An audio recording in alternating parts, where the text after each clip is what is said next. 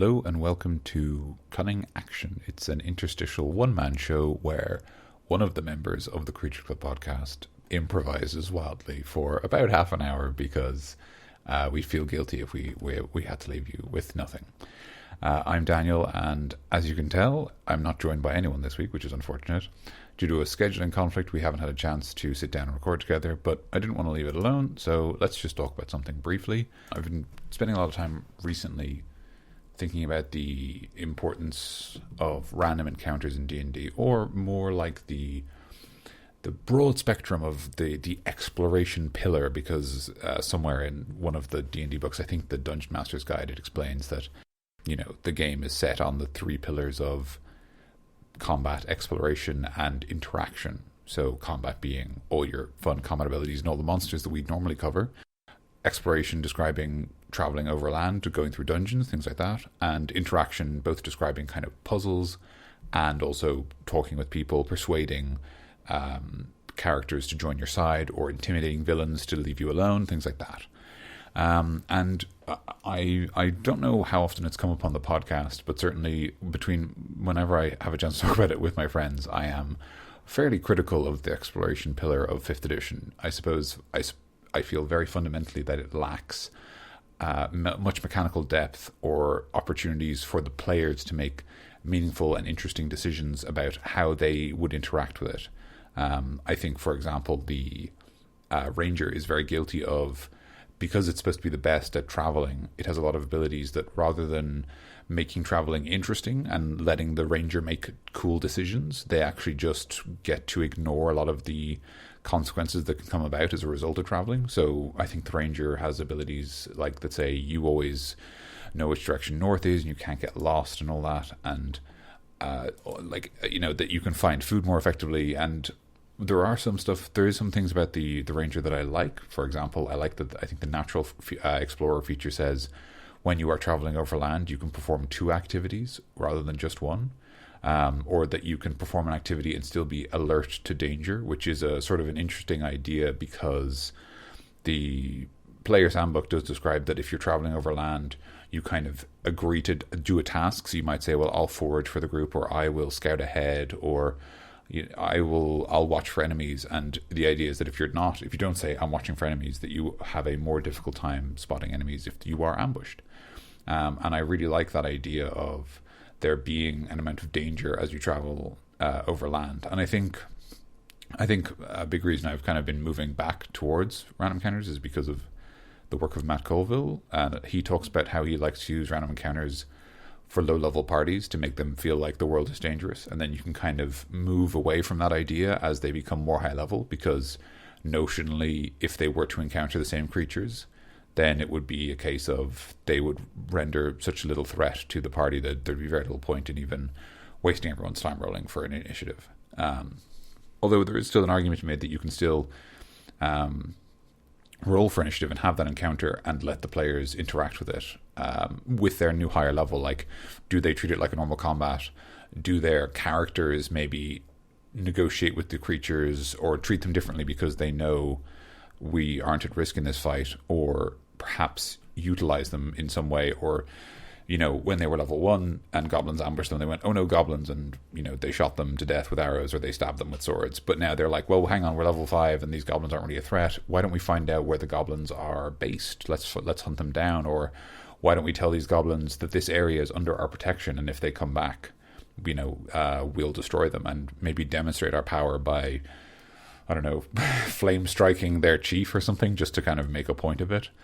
So there's a lot of interesting space there, I suppose. But certainly I don't disagree with the notion that I don't like the Oblivion idea that the random encounters just level up as you do, because that's insane and suggests that, like, how can normal people travel in this world if there's a even a 7% chance that you encounter like a frost giant? Like, that's just like, no one would leave their homes, so that doesn't work. So yeah, and so as I said, the thing I've wanted to drill down to, sorry for going off on a tangent, the thing I wanted to drill down to was the notion of that overland travel becomes a bit more like combat. I think it has the opportunity a bit more like combat. I think, again, it can be that. I think it could be a middle ground, because I do feel like interaction has almost the best space for, relatively few skill checks and a lot of role play, for example, to interact with other characters in the world, and then for the purpose of puzzles and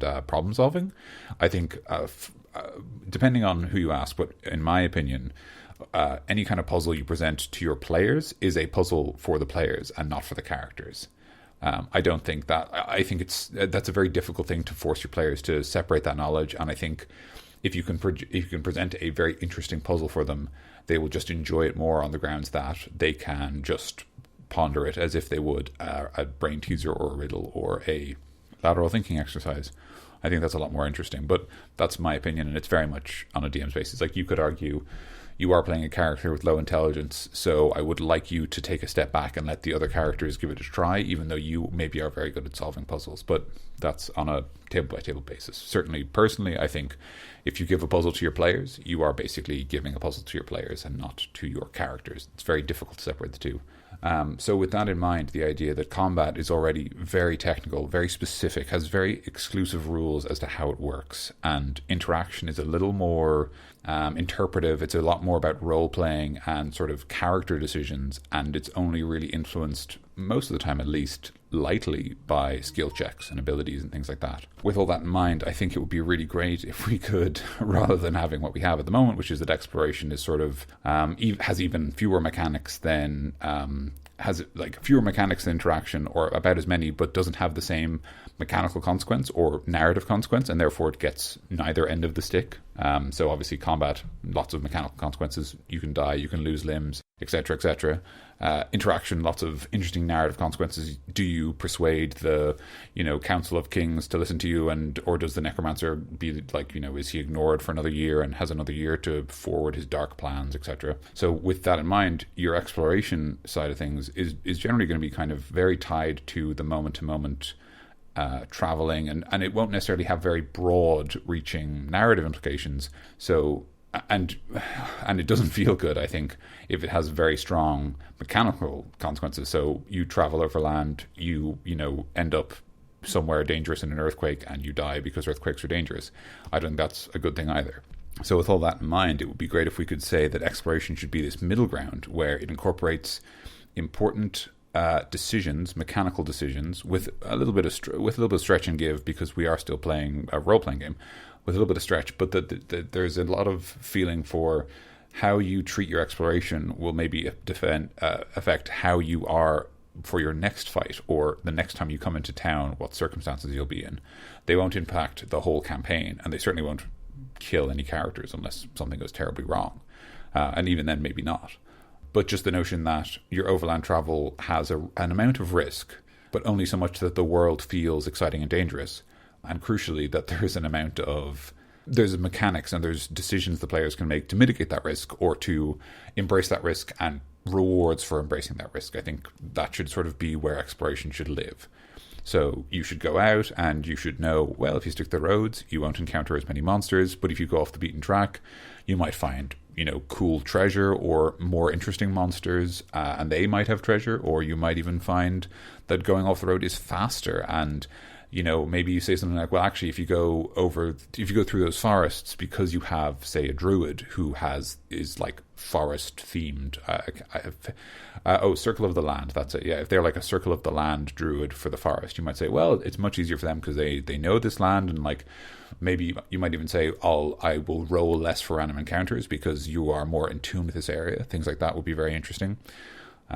Or you could say something as simple as, when the party go to leave town, they're told, or they see signs that say there's bandits on the road. So now the party know, well, if we go on the roads, we'll encounter those bandits, and if we go through the forest, we won't, but we might encounter something else. And like, how much do we feel that we're at risk versus these bandits versus, say, goblins or orcs or even just wolves or something like that.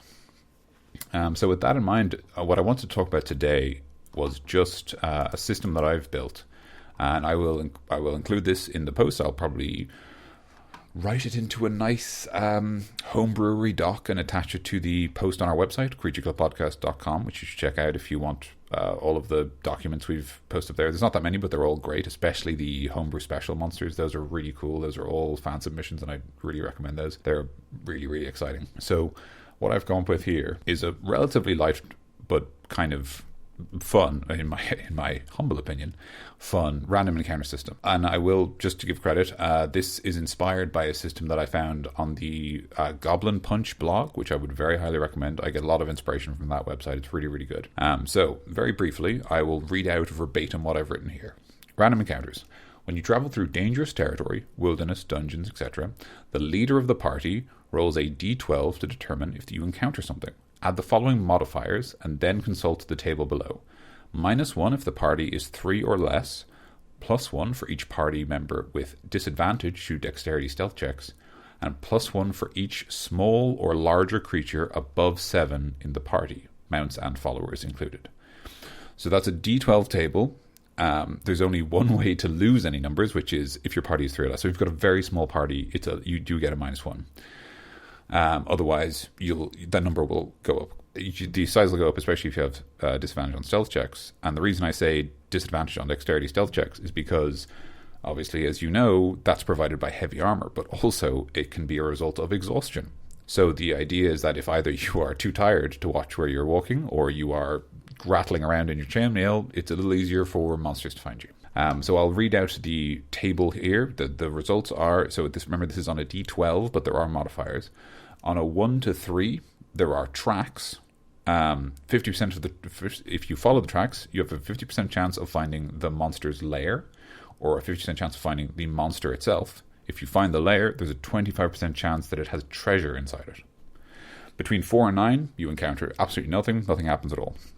On a 10 or higher, you encounter a monster. Now, this is all information, in my opinion, and this is what I've done before, that you tell your players. You tell them your party size, the fact that you're wearing a heavy armor is going to modify this table. It's going to be on a d12, and between 1 and 3 is the best result because it gives you the most information, and between 10 and 12 is 10 or higher is the worst result because obviously it means you are attacked very suddenly and you don't have time to prepare. And then 4 and 9, nothing happens, which is kind of the largest result. It's the most likely thing on a unmodified d12. Chances are, with an average party, I'd say you might have a +1 or a +2 if you all have horses, maybe +3 if you all have horses and you're a big party, maybe +4 or 5 if you all have horses, you're a big party, and you have a number of characters who wear heavy armor. But in my opinion, that's perfectly legitimate, but I will get back to that. Let's continue just very briefly. After the leader has rolled a d12 and the result is visible, now this is my favorite rule of the whole system, any rangers in the party can elect to modify the result by an amount up to their proficiency bonus. If the party encounter a monster, determine type of engagement, use the lowest passive dexterity stealth versus the highest wisdom, which is basically how you normally determine surprise, and I'm just re-emphasizing it here so that I don't forget to do that. If one group sees the other, they gain the benefit of a surprise round. Otherwise, combat begins on equal footing. So, in other words, if you have a party and maybe the lowest passive stealth is 10, passive stealth is determined the exact same way as passive perception, just 10 plus the modifier. Although crucially, if you have advantage or disadvantage on any passive skills, you treat it as +5 or -5, respectively.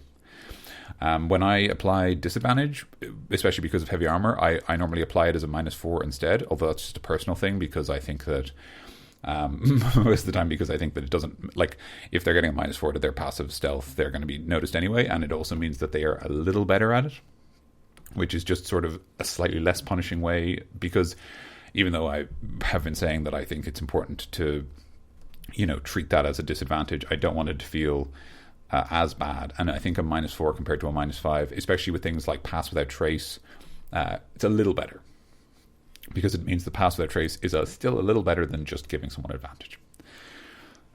Okay.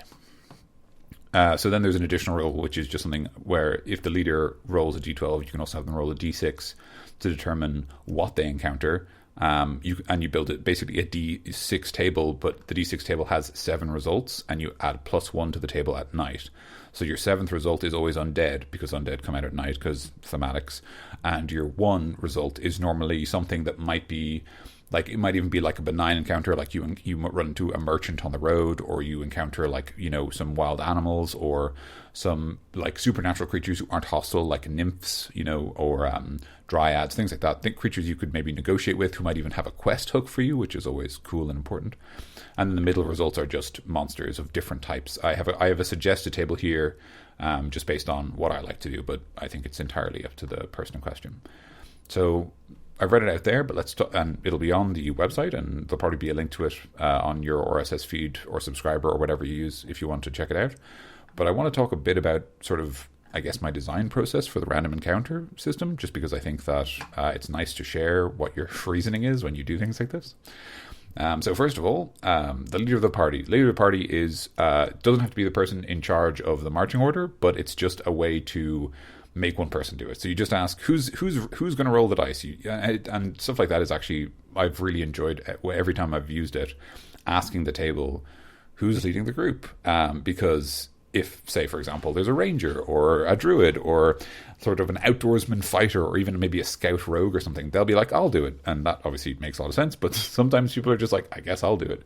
But even just asking the party a question of like, who leads the group when you travel over land, is an opportunity for them to consider their interaction together. It's a nice way to consider their group dynamic and how their party treats each other, especially when they travel over land, which is something we kind of tend to skip in favor of just reaching the dungeon or getting back to town so they can, you know, do the things they want to do. So it's nice just asking little questions like, you know, who's in charge when you travel over land, so they can discuss it amongst themselves, or just someone says, I guess I'll roll, and even that's fine. So why is it a D12? It's a D12 because I like the D12.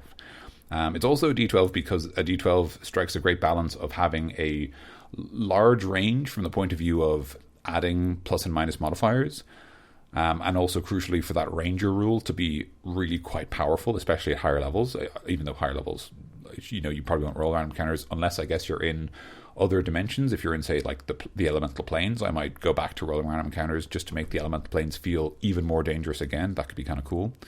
But if we assume that your ranger will only ever have a +2 or maybe a +3 at the very end of when you're using random encounters, that's still either half or a quarter of the kind of spectrum the dice can roll on, which means that rangers, like, what that basically means mechanically is that rangers can mitigate like 3 characters in heavy armor, and I really like that, because that makes, to me, that feels like such a cool idea, that the ranger is just like really like, this is absolutely what they are best at. So they're able to say, you know, they're just giving out to the members in heavy plate, being like, you know, watch your footing, you're going to make a noise if you step on that, you keep shaking, hold your chain, tie it closer to your chest, put this coat on, like doing whatever they can to mitigate the sound. And their training means that actually it has a lot of effect.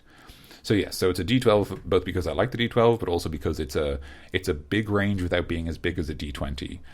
So it feels different, and also there's something to be said for the fact that because it uses different dice, it feels more like almost like a mini game. There's something I really like about the notion of incorporating mini games into your D&D game, like that we embrace that D&D is a game. It is, even though we kind of try to pretend it's a bit real, it's not. And it's to say that, like, well, everything's, you know, it's all a game, so this kind of subsystem of the game will embrace these new mechanics.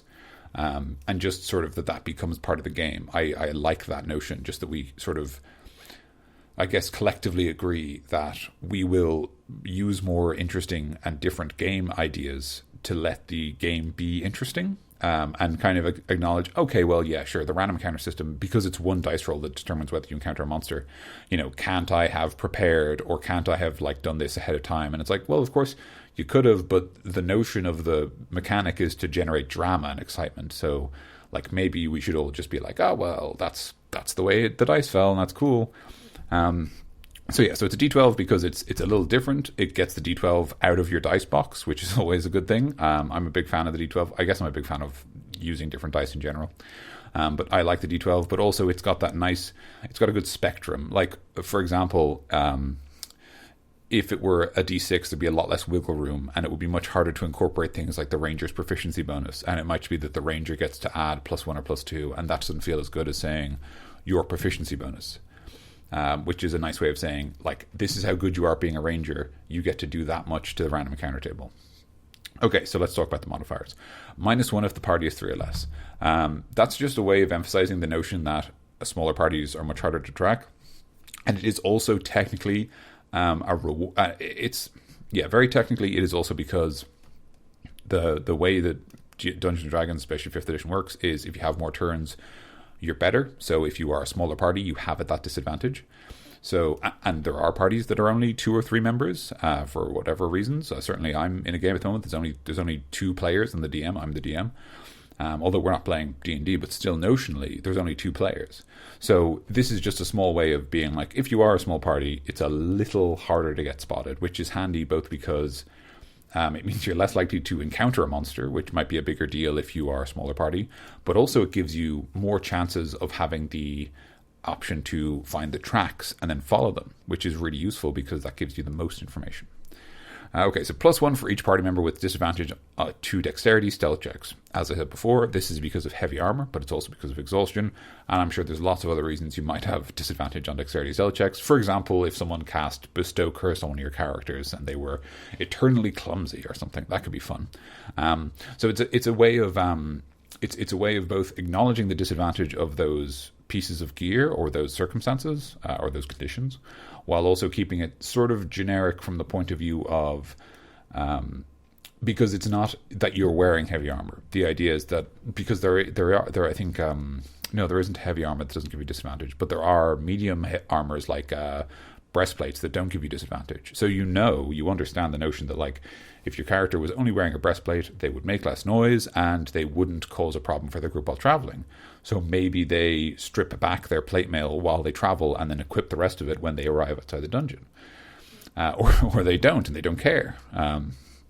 But I suppose what I feel is that 5th edition has hugely simplified how armor works, which broadly speaking is a good thing for the purposes of just sitting down and actually playing Dungeons and Dragons. But what it means is that in terms of like consequence for armor, there's very little. Like if we talk about heavy armor or armor of any kind, the 2 sort of limiters for heavy armor, the 3, I suppose, limiters for the 2 limiters and the 1 consequence for heavy armor, just to make it a bit more formal. You need to have proficiency. Well, you don't need proficiency, but it certainly helps. So you want proficiency, which very few classes get. I think just the paladin and the fighter get it by default, and the cleric can with some subclasses. I don't think anyone else can without some feats and training and stuff like that. But yeah, so broadly speaking, so it's about 2.5 classes in the whole game get heavy armor proficiency. So it's obviously quite significant. So that is a limiter, and the other limiter is that every heavy armor in the game has a strength requirement, and only heavy armors have strength requirements. And that's again because the idea is that I think my brother said to me before, it's because if you were a dex character, you just wear light armor anyway. So the strength requirement is a reward for high strength characters to wear heavy armor and not have to worry about their dex, which makes a lot of sense. Although saving throws kind of kick that right in the bum. But anyway. So there's those 2 sort of like things that stop you reaching them. So that means that realistically, if you think about a lot of parties, they won't have very many members in heavy armor. And then the final thing is that I think every heavy armor gives you disadvantage on dexterity stealth checks, and some medium armor does it as well. And I suppose the thing I feel is that when a character is told you have disadvantage on dexterity stealth checks, if you have disadvantage on stealth checks, what you probably will do is you'll just go, all right, well then I will not make stealth checks, which is a very sensible decision for a player to make. If I make this check, I will make it with disadvantage, which means probably I'll fail. So why would I ever do that? Why don't I just not do it?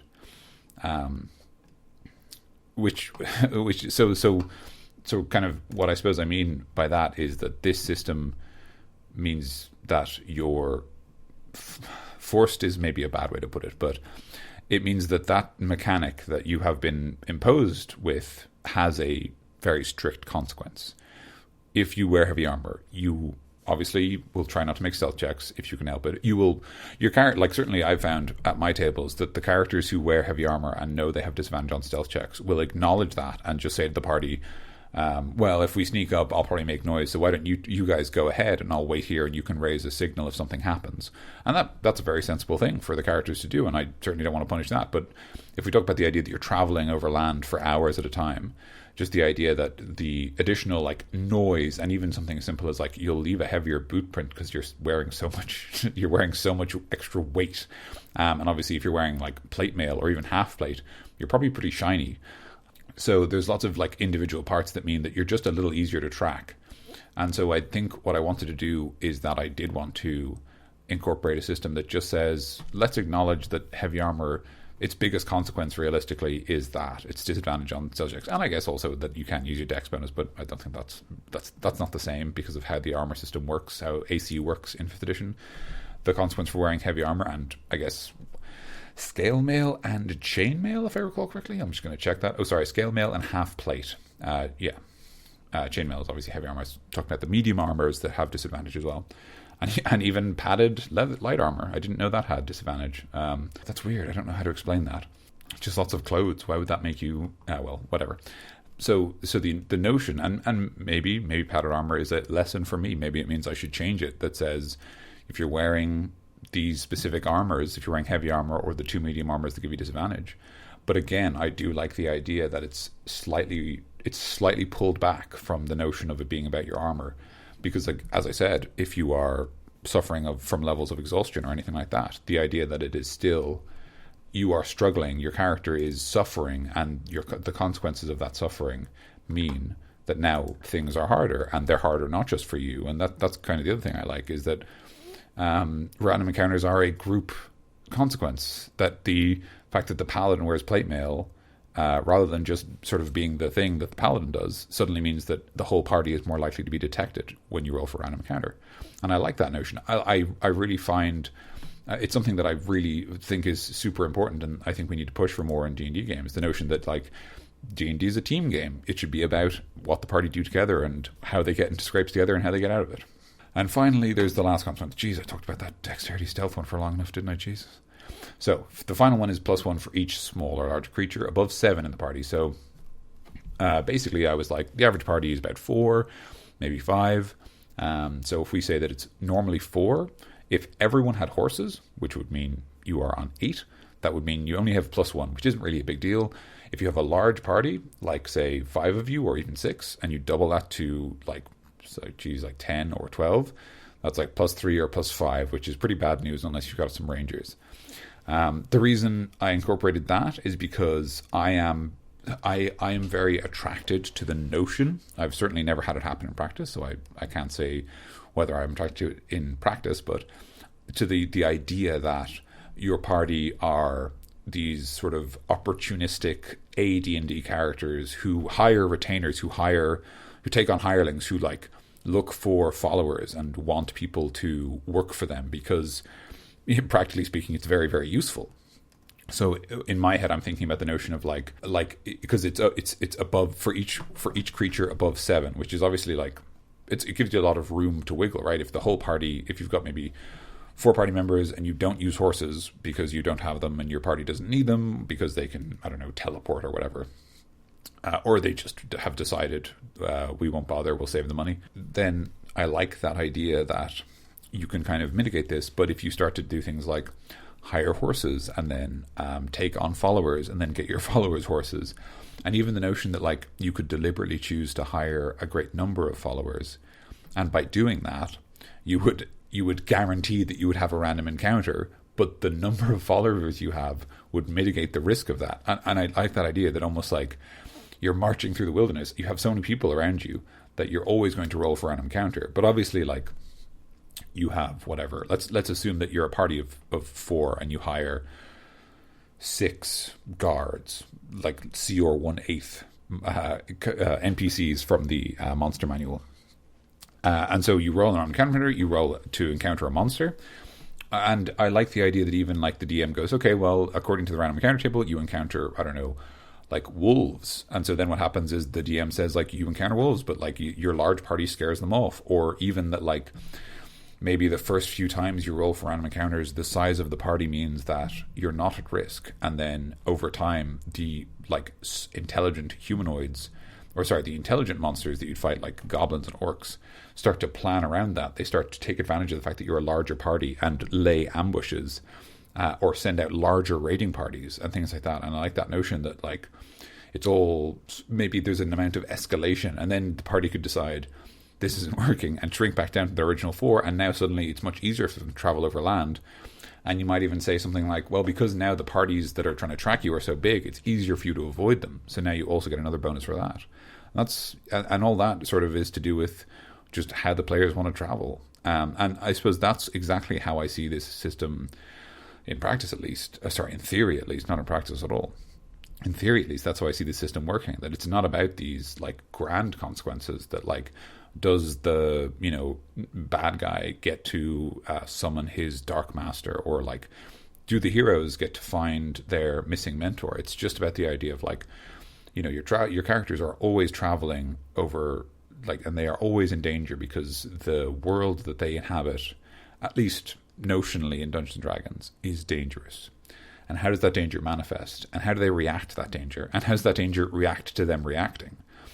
And I really like that notion, just that, like, the system of the pillar of exploration can sit between the sort of very lethal, very specific consequences of combat, and the more sort of role playing with a small amount of mechanical consequence, and really more of a narrative consequence of interaction, that it would sit in the middle, and it would sort of determine almost both in the middle, narratively and mechanically, have some amount of mechanical impact, some amount of narrative impact, but not too much. Never overstaying its welcome, only just kind of acting as something to consider in between games, something to think about, something that means that you're not just already thinking about what are we going to do when we get to the dungeon. That you're thinking, okay, well, first we have to get to the dungeon.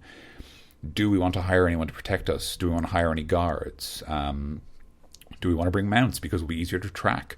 But if we have mounts and we get tracked by something, we can run away because of how speed works in Dungeons and Dragons. That's an interesting idea, right? That, like, your characters take horses, so they have to roll a higher result on the random encounter table. And then when they encounter something, they just declare, like, we run away, we get on our horse, we stay on our horses, and we leave because the horses are faster than goblins.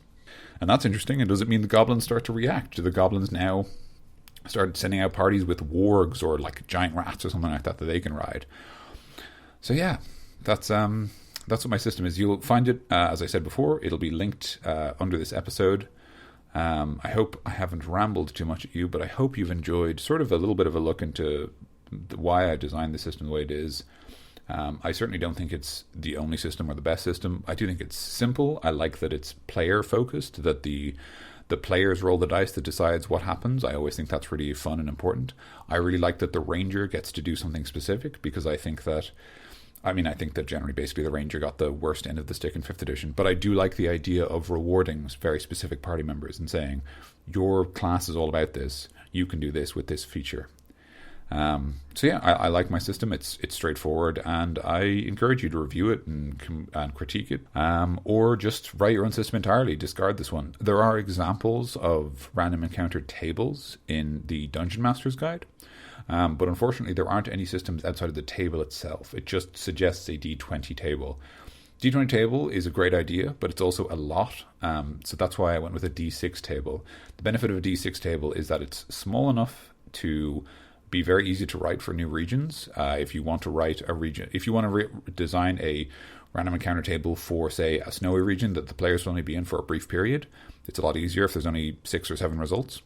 But it still lets you have a bit of room, and it still lets you kind of play a bit in the space. So that's basically my entire system. I think you should write your own. I think you should incorporate this into your games. I think really, like, because this is what I did with my players. I used my random encounter system with my last campaign, which was a lot of new players. And I think I might have told this story before on the podcast, but one of my favorite moments was I had been using the random encounter system, and the players went to travel to a location in the wilderness. But in that location, they actually had allies. So I decided, well, they're traveling from a location that's safe to a location that's safe, and they've traveled that route before, so I'm not going to ask them to roll for random encounters. And one of my players noticed that they didn't roll and asked me. And I just explained, well, you normally roll because you're traveling somewhere dangerous, but because you're traveling between safe territory, I decided that you weren't in danger and you didn't need to roll. And I explained my system, my reasonings behind it, and he wasn't, like kind of frustrated, or he wasn't worried by this at all. He responded really well to the notion of like, oh, I've been kind of the rules have been explained to me, so now I understand like why things are happening. And of course, when we think about that abstractly, it makes perfect sense. But it is something that we have a tendency to do, that like the non-combat consequences of things are a little bit obfuscated. But there is something to be said for just sitting down with the players and putting this on the table and saying, these are the rules you will use when you travel through dangerous locations. Like, I will call for a roll, but you guys roll the dice. And these are the consequences for bringing heavy armor. These are the consequences for having a large group. These are the benefits of having a small group. Maybe there's other benefits that can be generated. I certainly think another benefit of the D12 is if your party are like, can we do this to make it easier for us to travel over land without encountering monsters? You could be like, yeah, absolutely. You guys will get a bonus of minus something. If you don't like the fact that it's a roll low system, that's totally fair. The main reason it's a roll low system is purely because there are more modifiers that push you towards the encountering a monster, and so applying lots of negative modifiers is a little more. It's a little less intuitive for people who are less mathsy. The idea of saying add +1, add +1, add +1 is a little easier to some people than, okay, you've rolled a 5, now -1, -1, -1, versus you've rolled a 5, now add 1, add 1, add 1. But feel free to swap that around as well. That's entirely based on how you think your group will respond. All right. I think we can call it there. If you've enjoyed this, you can subscribe to us. We're on iTunes. We're on Spotify. We have an RSS feed on our website, which is creatureclubpodcast.com. Normally our episodes have 2 other excellently talented hosts, Mikey and Tim, but they are currently unavailable, so you're stuck with me, unfortunately. I've been Dan, and if you'd like to yell about this episode and how much you didn't like it, or talk about how much you did like it, or did like the system, or how you feel about random encounters in your game, you can comment below the episode on our website. You can also contact us either using the Contact Us feature on our website, or emailing us, which is creatureclubpodcast@gmail.com. Or if you don't want to do those old school things, if you're a hip millennial who has better things to do, you can go to @CreatureClubPod, which is our Twitter handle, and you can just comment below the episode. Just let us know what you think of random encounters, what you thought of the episode, anything really. I'm really interested to hear how other people feel about random encounters, because certainly they've fallen out of fashion because they don't sort of fit that narrativist idea we have for how games should be played. But I really like them. I like making the world scary, and that the almost like the Hobbit, that your players just have all these adventures on the way to another adventure. I mean, that's just very exciting, and it's something that you really can only do in something like Dungeons and Dragons. So yeah. One last time, I've been Daniel. Thank you so much for listening. If you've got through this, you are a more patient man than I am. I love you. Stay safe. Bye.